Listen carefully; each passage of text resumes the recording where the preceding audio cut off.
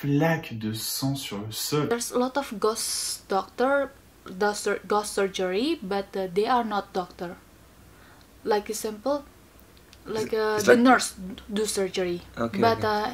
Beaucoup vous présentent la Corée du Sud comme un pays à la pointe de la chirurgie esthétique, et c'est vrai, mais très peu vont expliquer pourquoi autant de popularité et quelles conditions d'opération. En effet, ces dernières années, de plus en plus d'escroqueries ont lieu sur ce domaine d'activité. Pour certaines de ces cliniques spécialisées, on ne peut pas parler de rêve, mais il faut mieux parler d'escroquerie, d'abus de confiance, de non-assistance à personne en danger et même de meurtre.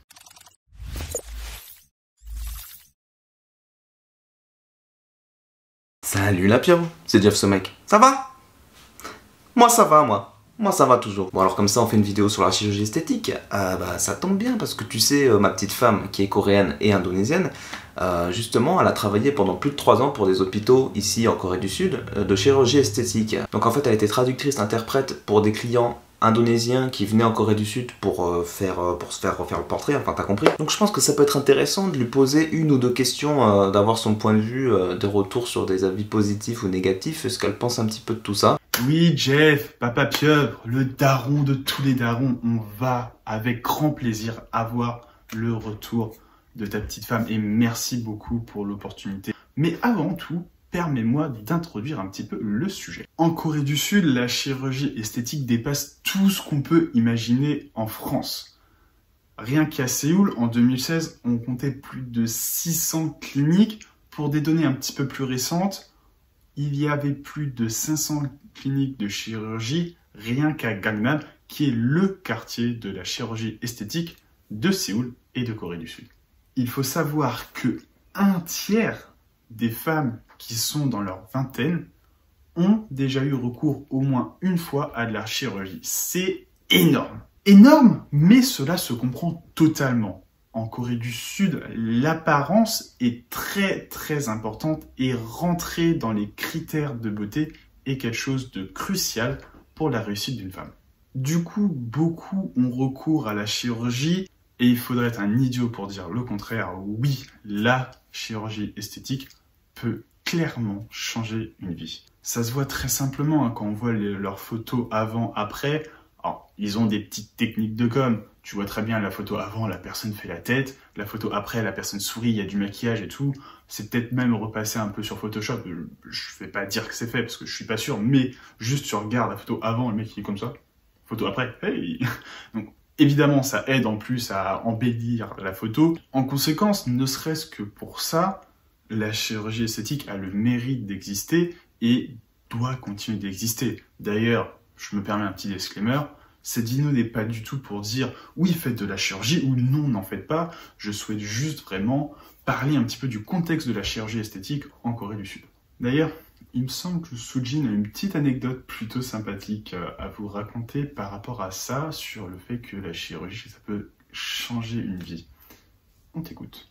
Oh Yobo, j'en reviens pas. Qu'est-ce que c'est que ce ventre là? C'est un peu hors sujet, hein. Mais bon, pour le petit coup de pub, hein, ceux qui veulent en voir plus sur notre vie en Corée du Sud, hein, je vous invite à aller voir la chaîne Jeff Somek. Jemita, je te fais confiance pour mettre les liens dans la description. Hein.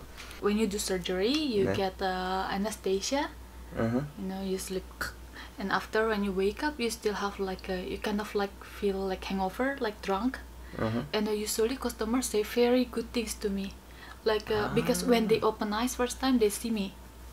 So they say like, oh, you're so nice, like you saved my life, like I will remember you in all my lives, and like that. Too much, something too much. Ce qui est intéressant, c'est de se demander pourquoi autant de personnes vont se faire opérer. Et comme je l'ai dit, j'ai déjà donné la réponse, c'est parce que répondre, être dans les critères de beauté en Corée du Sud est quelque chose de très important. Je pense qu'on peut ne pas avoir peur d'employer les bons mots, c'est peut-être même carrément un aspect négatif, quelque chose, un frein, quelque chose qui fait peur, un choc culturel, clairement, entre la France et la Corée du Sud, ces critères de beauté. De plus en plus de youtubeurs, même francophones, vous en parlent. Mais il faut vraiment se dire que c'est culturel.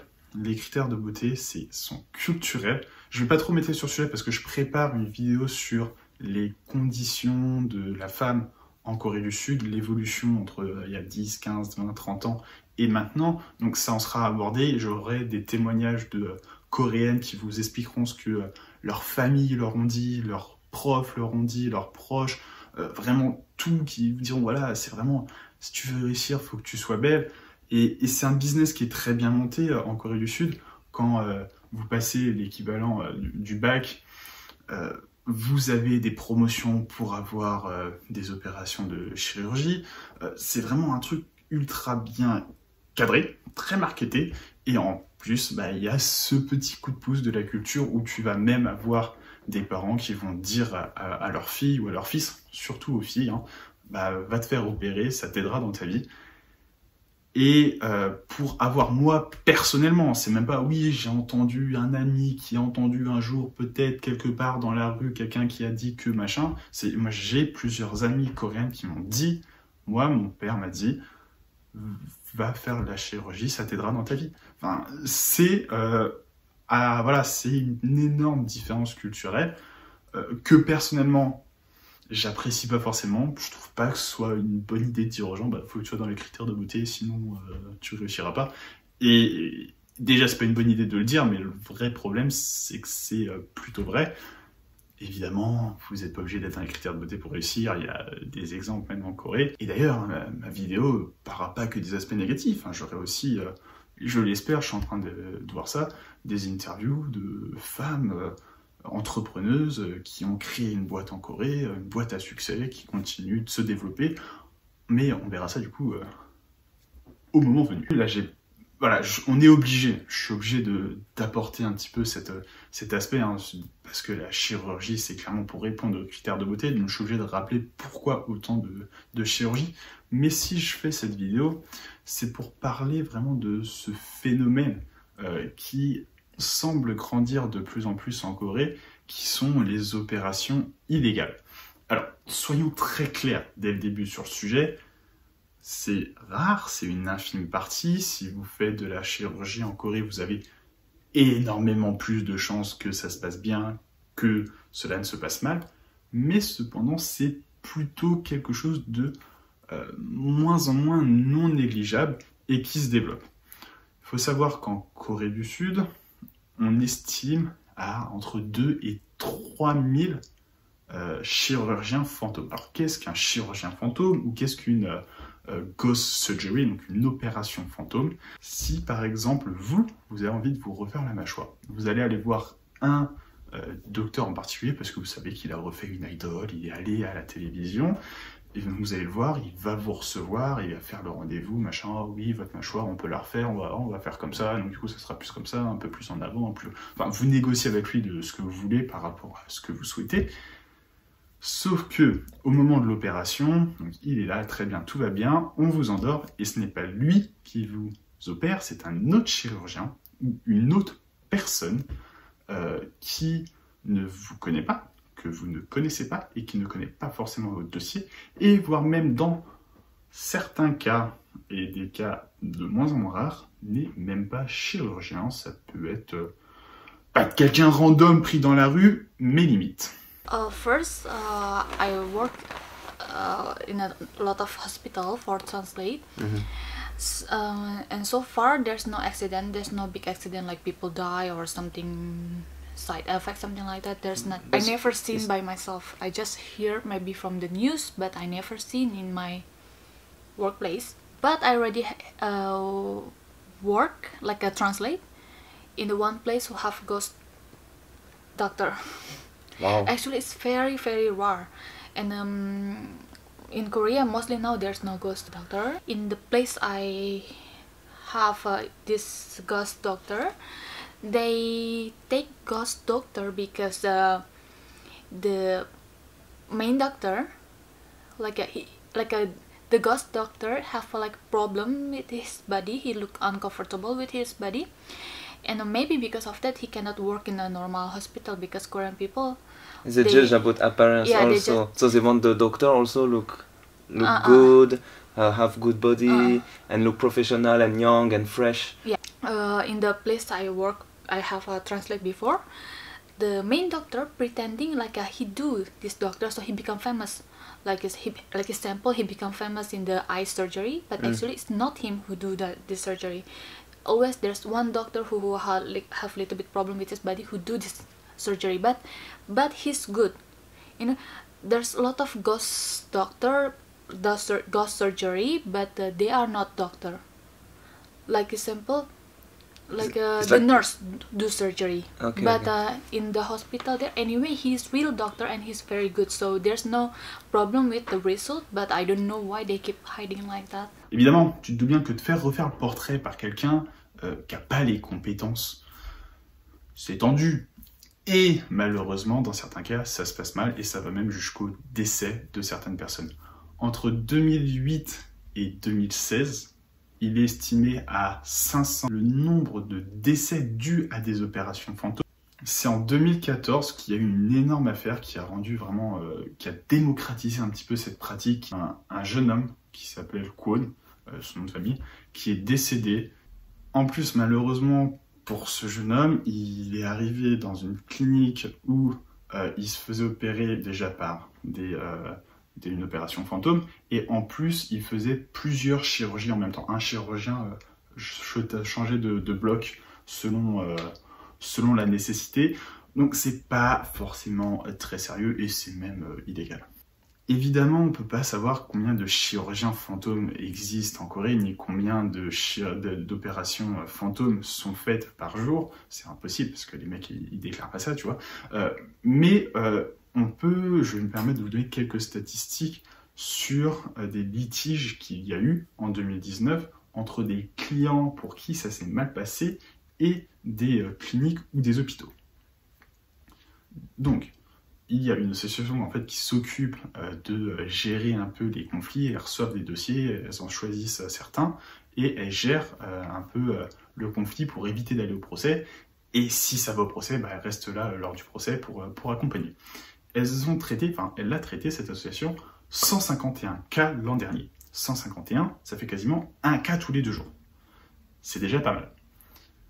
Sur ces 151 cas, pour vous mettre au courant et vous alerter, il y en a 118 qui proviennent de petites cliniques, donc ce qu'on trouve à Gangnam. Sur ces 151 cas, et rappelez-vous, ça s'est passé en 2019, 3 s'en sont bien sortis.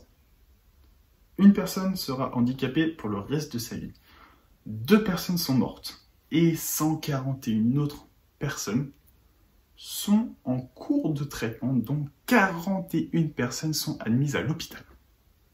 Donc là, on est sur des choses sérieuses. Alors après, comme j'ai dit, ça c'est pas que sur les chirurgies fantômes. C'est aussi juste une chirurgie qui s'est mal passée.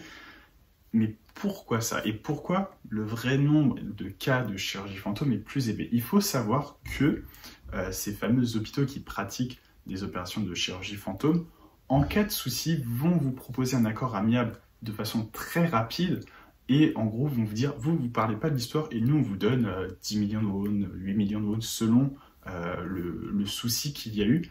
Et dans le contrat, il est vraiment spécifié que vous avez interdiction de parler de ce qui s'est passé à n'importe qui, soit sur internet ou en direct. La finalité des opérations fantômes est clairement du business pur et dur, c'est de faire plus d'opérations parce que le fameux mec connu, il va faire les rendez-vous, puis ça se trouve après il y aura 2 opérations qui vont se passer en même temps, juste ça sera 2 autres chirurgiens.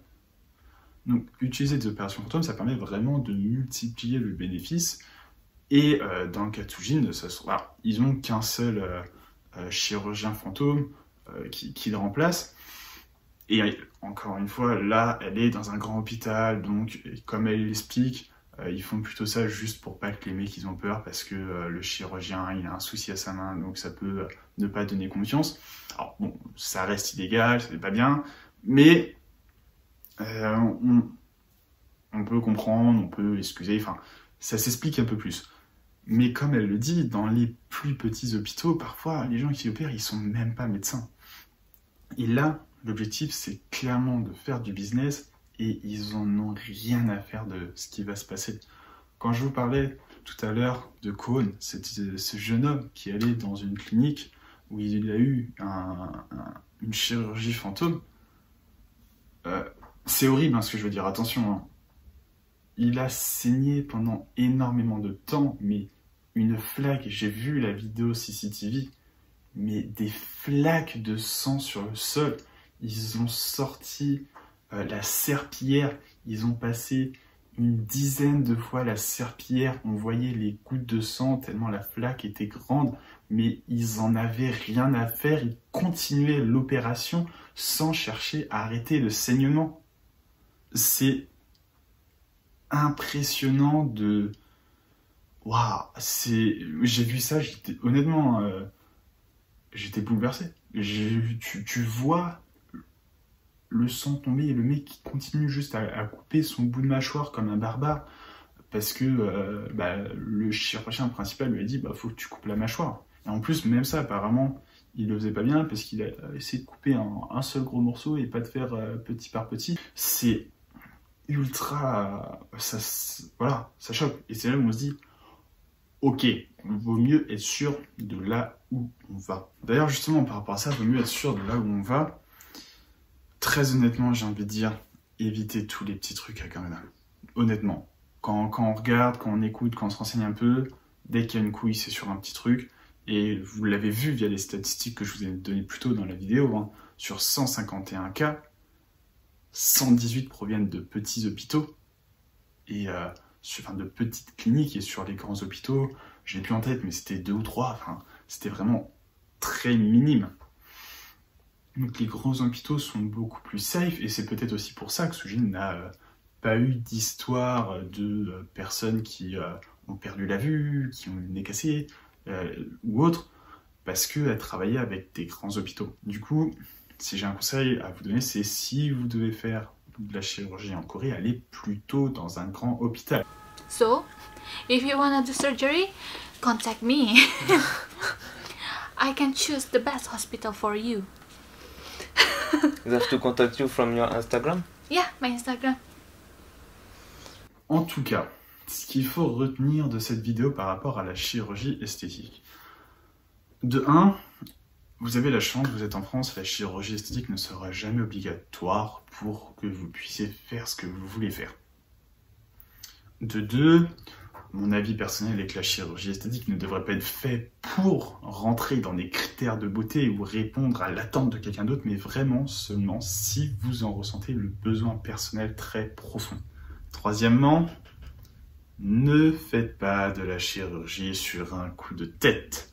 Sujin a aussi des expériences là-dessus, mais la chirurgie esthétique n'est pas quelque chose que vous pouvez supprimer. Une fois que c'est fait, c'est trop tard. I still remember there's one question, one customer, she want to do face like that, and we did it good. And after finish the surgery, she can stop say to me like, I'm very regret to do this surgery. Why I do this surgery? Like I don't understand why I like my nose before. Blah blah blah blah blah. She can still complain in all the time until she go back to Indonesia. So she come from Indonesia to Korea, so she spent a lot of money for that, she spent a lot of time. It's not something like it's not like you buy carrot or something, it's something very important. Yeah. Et quelque chose de très important. Merci à toi Jeff de m'avoir offert cette opportunité, d'avoir le feedback de ta femme. Encore un grand merci à tous ceux qui ne connaissent pas Jeff. Il vit en Corée depuis maintenant plusieurs années et il fait des vidéos, des vlogs, il parle de la Corée, il parle de plein de choses. C'est vraiment quelqu'un que j'apprécie beaucoup pour le contenu qu'il propose, mais aussi humainement. C'est quelqu'un à qui je parle très régulièrement, on se parle souvent. Et c'est un gars sûr. Donc moi je vous recommande vraiment beaucoup d'aller voir sa chaîne si vous ne connaissez pas. Vous ne pourrez être que satisfait. Faut aimer et liker la vidéo d'Otsemita qui fait du super contenu. Super connu. Il fait des belles vidéos. Il faut le soutenir. C'est très important. Merci à vous de m'avoir suivi pour cette vidéo, j'espère qu'elle vous a plu, n'hésitez pas à me dire tout ça en commentaire. à réagir, à partager, à liker, à vous abonner et à mettre la petite cloche pour avoir les prochaines vidéos et du coup notamment, comme j'ai annoncé, la vidéo sur l'évolution du traitement des femmes en Corée du Sud. Ça devrait tarder, ça va pas arriver tout de suite, non. Mais c'est en projet et ça sera fait. En tout cas, encore merci à vous de m'avoir suivi et à bientôt. Bye bye. Salut la pieuvre.